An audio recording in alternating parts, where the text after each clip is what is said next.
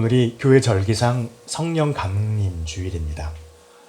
교회 절기가 어떤 목사님들은 그렇게 썩 중요하지 않다라고 말하시는 분도 있고, 어떤 목사님들은 그래도 중요하지 않겠느냐 그렇게 말씀들을 하십니다.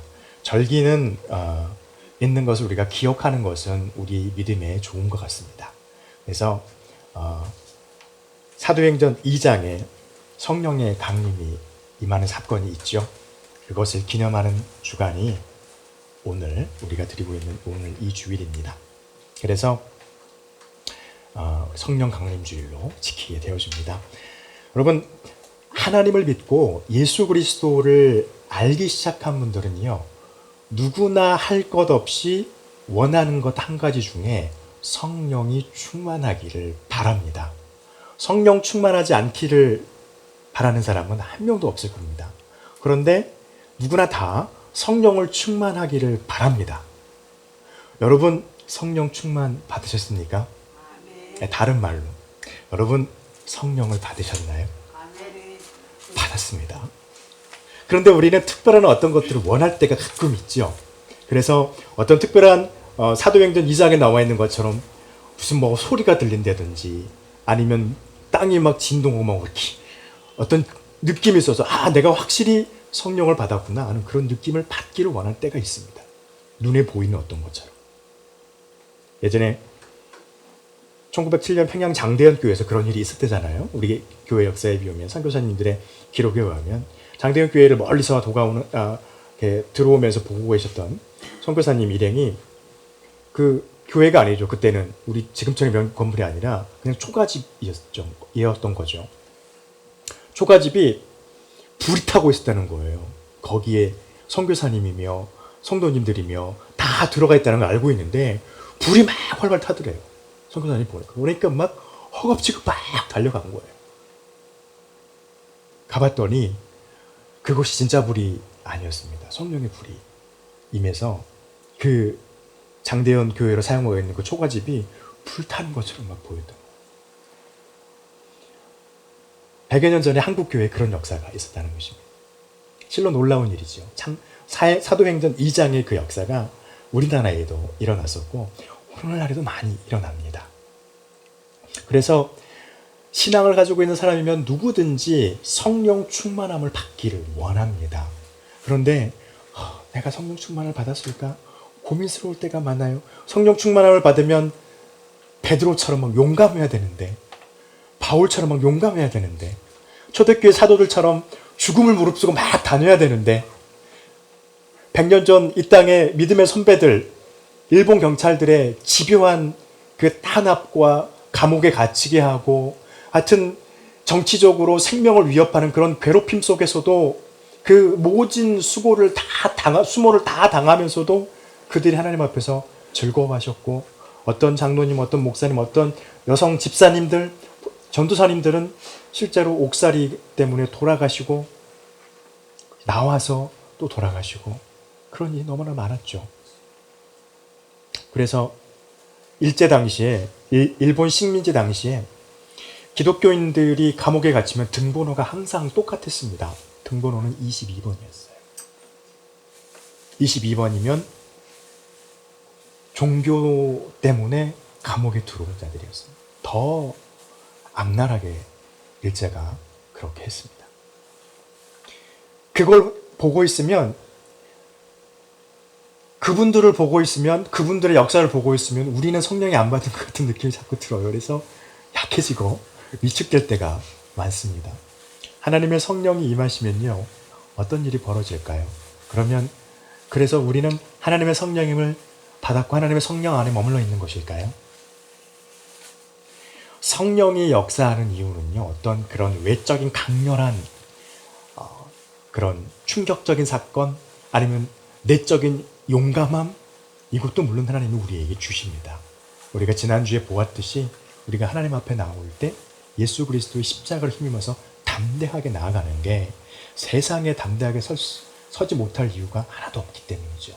그런데 성령님이 우리에게 오시는 목적은요, 우리의 영적 목마름을 채워주시기 위해서 성령님이 우리에게 오셨습니다. 예수님께서 그렇게 말씀하셨죠. 내가 아버지께로 가지만 내가 너희를 세상에 고아처럼 내버려 두지 아니할 것이다. 나로 하여금 아버지께서 성령을 너희에게 보내주실 것이다. 약속하셨어요.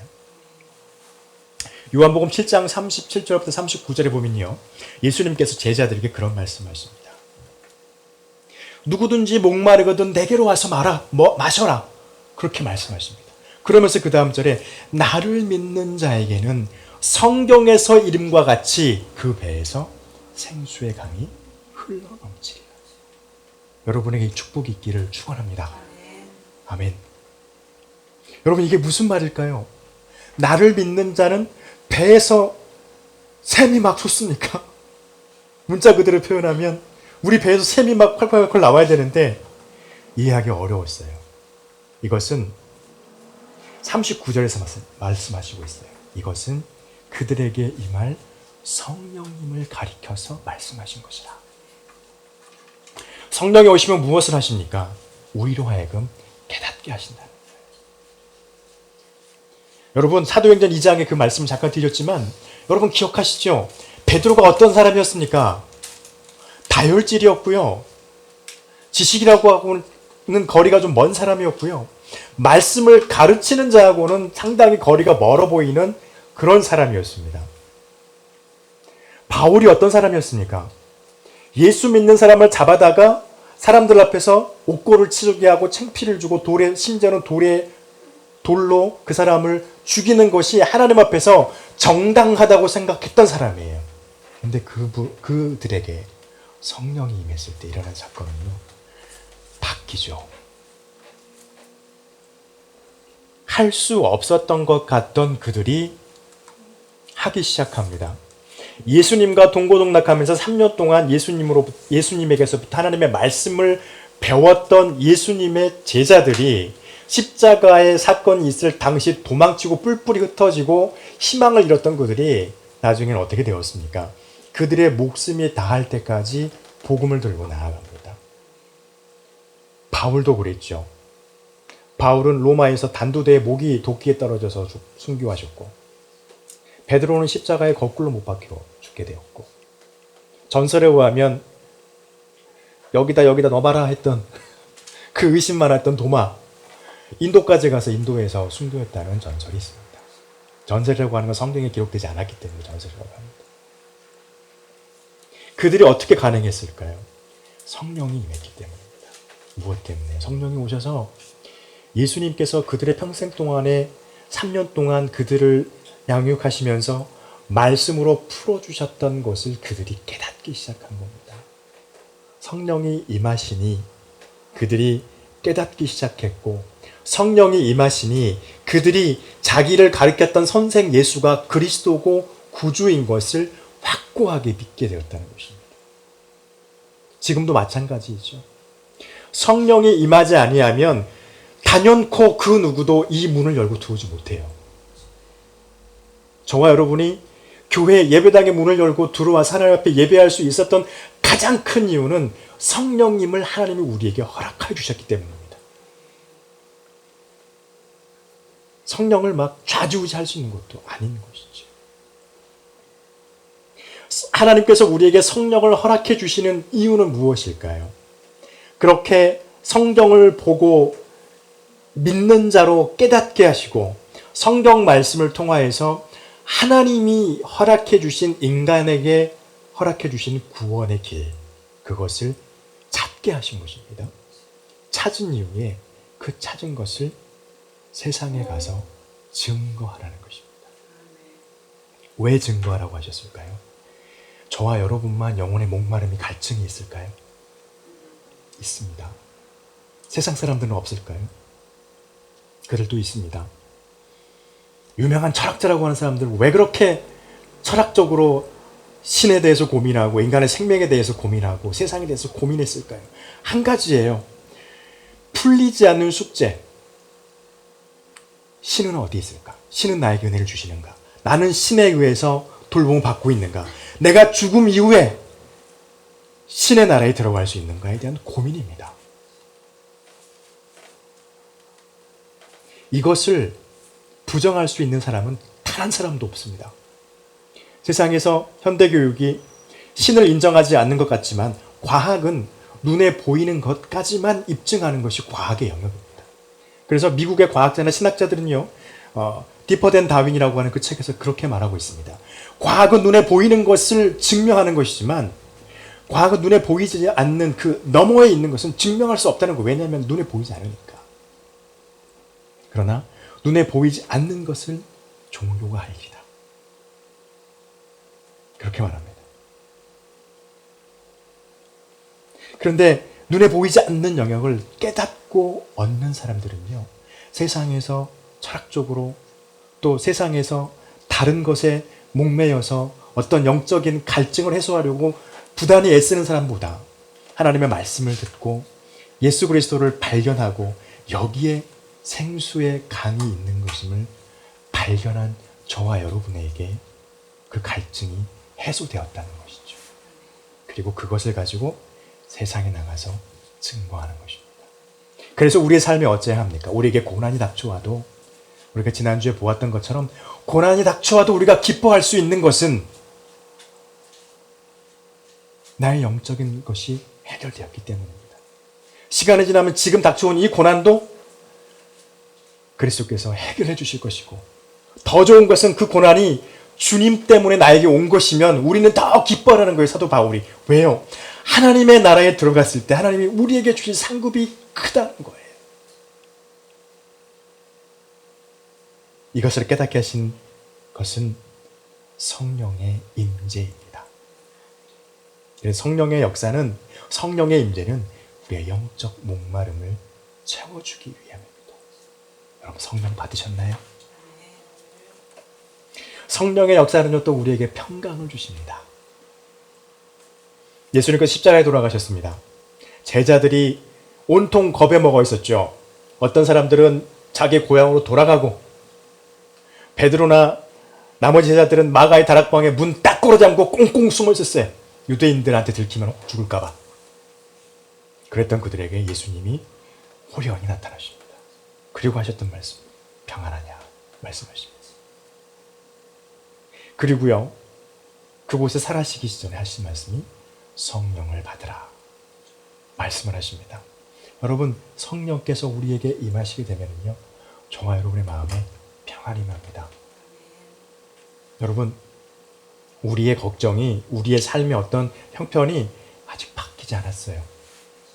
그런데 우리는 평안할 수 있어야 합니다. 우리가 하는 게 아닙니다. 성령이 내 가운데 거하면 또 우리가 늘 기도하고 하나님에게 의지하는 믿음을 가지고 있다면 히브리서 11장에 그렇게 말하죠. 믿음은 바라는 것들의 실상에 보이지 않는 것들의 증거다. 보이지 않는 곳에서 나타나 있는 것들을 조정하는 하나님을 의지하는 믿음이 우리 믿음의 한 부분입니다. 성령이 임하시면 하나님을 우리로 하여금 의지하게 하십니다. 하나님을 의지하게 되면 우리에게 오는 것이 주님께서 우리에게 주시고자 하는 평안이 우리에게 임하게 된다는 것입니다. 왜냐하면요. 지금 여기에서는 방금처럼 우리가 힘들면 우리에게 무엇이 생기냐면 하나님의 나라에서 하나님이 내게 주실 칭찬과 상급이 쌓이는 것이니 기뻐하라는 것입니다.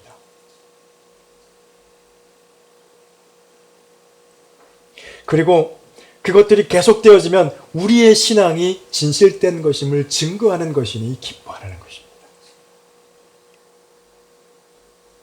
그리고 우리의 삶 가운데서 역경과 고난은 끊이지 않겠지만 그 역경과 고난이 올 때마다 주님 앞에 기도하며 기쁨으로 감사할 수 있다면 세상 사람들이 저와 여러분을 보고서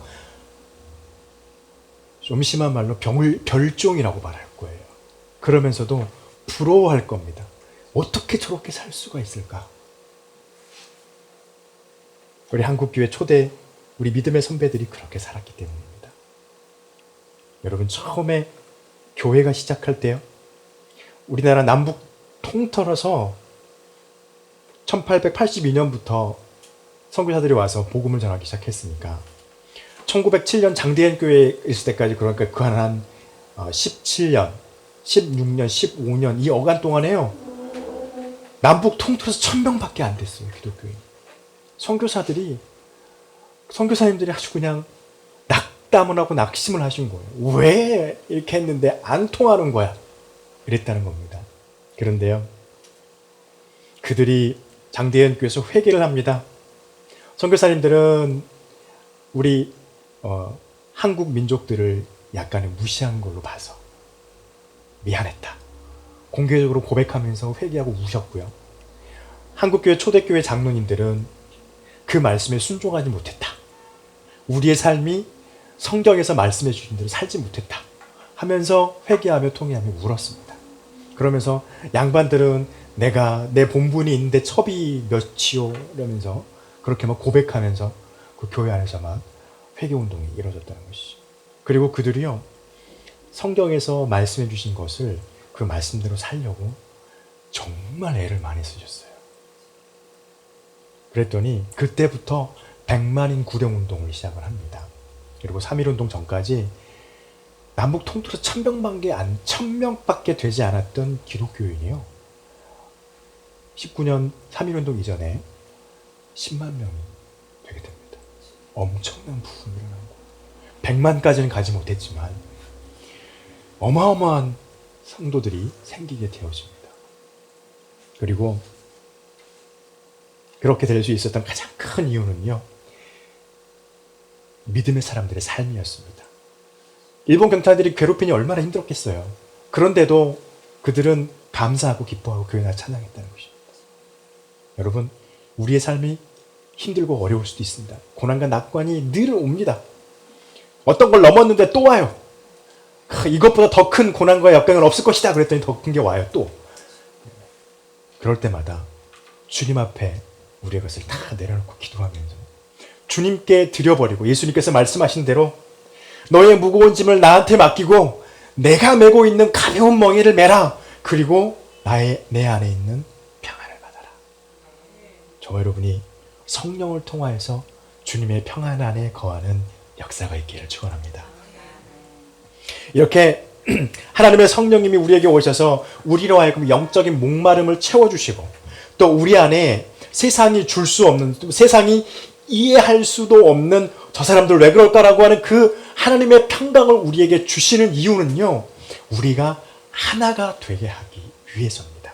오늘 본문 말씀에 몸은 하나인데 많은 지체가 있고 그렇게 말씀하시죠.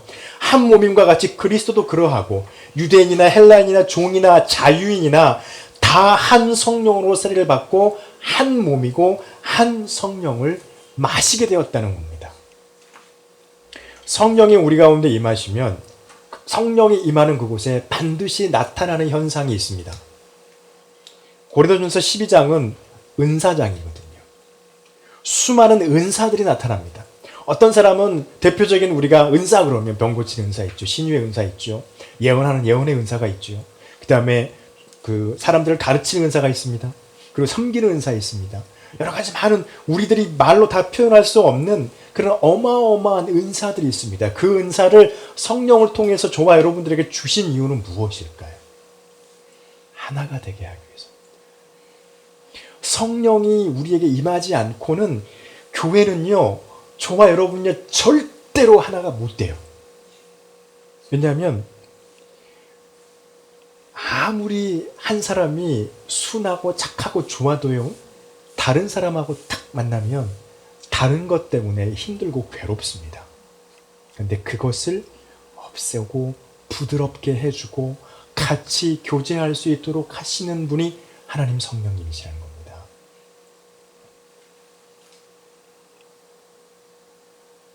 저와 여러분은 하나님의 성령으로 말미암아서 교회를 이루는 벽돌 한 장 한 장이 되어집니다. 그 벽돌은 다른 말로 성령의 은사라고 표현하기도 하고, 하나님 앞에서 섬기는 교회의 섬김의 모습이라고 하기도 합니다. 그 많은 것을 주신 이유는요, 온전하게 세우기 위함입니다. 교회를 온전하게 세운다는 것은 어떤 것일까요? 거룩한 성도의 교제를 통해서, 우리가 히브리서 10장에서 지난주에 보았죠. 서로 격려하고 서로 위로하고 서로에게 힘을 북돋아주고 서로를 위해서 중보해서 사랑 안에 하나가 되게 하는 것입니다. 이것이 성령의 은사입니다. 그러면요, 예언은 내 교회를 하나가 되게 하기 위해서 하는 예언입니다. 말씀을 배우는 것은요, 내 교회를 하나가 되게 하기 위해서 배우는 것입니다. 예배에, 공동체 예배에 참여하고요, 그 공동체 예배에 참여해서 성도들 간에 교제를 하는 이유는 내 옆에 있는 지체가 힘들 때 힘들지 말라고, 어려울 때 어렵게 하지 말라고. 얼마 전에 끝난 그 사랑의 불시착인가요? 거기서 대사가 생각이 납니다. 평양에 있는 그 주인공을 원래 결혼하기로 했던 그 사람이 누굽니까? 아무튼 남한에서 넘어온 그 친구를 만나가지고 이제 바뀌게 되죠. 그래가지고 시리에 빠져 있습니다. 식음을 전폐하고 누워 있어요. 그러니까 엄마하고 삼촌이 가가지고 막 하다가 나에게는 아무도 없어. 다 나가. 그러니까 엄마가 그 딸을 일으키면서 했던 말이 기억이 납니다. 왜 없어? 나는 너랑 울어줄 수 있어. 이런 말을 한 장면이 생각이 납니다. 우리가 하는 게 그것이죠. 은사를 가지고 기뻐하는 자에게 같이 기뻐해 줍니다. 슬픔이 닥친 자에게 같이 슬퍼해 주는 것이죠. 위로가 필요한 자에게는 위로를 전하는 것입니다. 기쁨이 필요한 자에게는 기쁨을 전하고 희망을 전해주는 것이 성령을 통해서 온 그 은사가 할 일이라는 것이죠. 그 일이 제대로 이루어지는 것이 교회를 온전하게 세우는 것입니다. 그것이 성령 안에서 한 몸이 된 것이고, 그것이 성령 안에서 한 성령으로 목마름을 채워가는 우리 교회의 모습이 되어져야 한다는 것입니다. 지금 당장 그게 안 돼도 괜찮아요. 조금 삐걱거려도 괜찮아요. 계속 기도하면서 그 교회를 이뤄가려고 노력하는 것입니다. 하나님 앞에 맡겨드리면서. 그러면 저와 여러분을 하나님의 성령 안에서 하나가 되는 교회로 만드실 것입니다. 여러분, 이것이 성령의 역사입니다. 다시 한번 여러분에게 물어보겠습니다. 성령 받으셨나요? 받았습니다. 그래요. 우리에게 영적 목마름도 해결해 주시는 분이 계시거든요. 내 안에 평강을 주시는 하나님이 계시거든요. 어렵고 힘들어도 그분에게 맡기고 나아가다 보면 하나님이 어느 순간 내 입에서 감사합니다는 말을 나오게 하시는 그 하나님의 평강의 하나님. 그리고 성령 안에서 서로 위로하고 기쁨 나누고 슬픔도 나누고 힘도 되어주고 위로하고 배우고, 그렇게 하면서 우리를 온전한 교회로 이루어 가시려고 우리를 계속해서 이끄시는 하나님의 성령의 역사가 우리에게 지금도 있습니다. 그러니 우리는 하나님의 성령 안에 머물러 있습니다. 그래서 우리는 오늘 본문처럼 하나가 돼가고 있습니다. 이 축복이, 또 이 하나님께서 알게 하시고 깨닫게 하신 이 믿음이 저와 여러분 가운데서 흔들리지 않기를 간절히 축원합니다. 기도하겠습니다.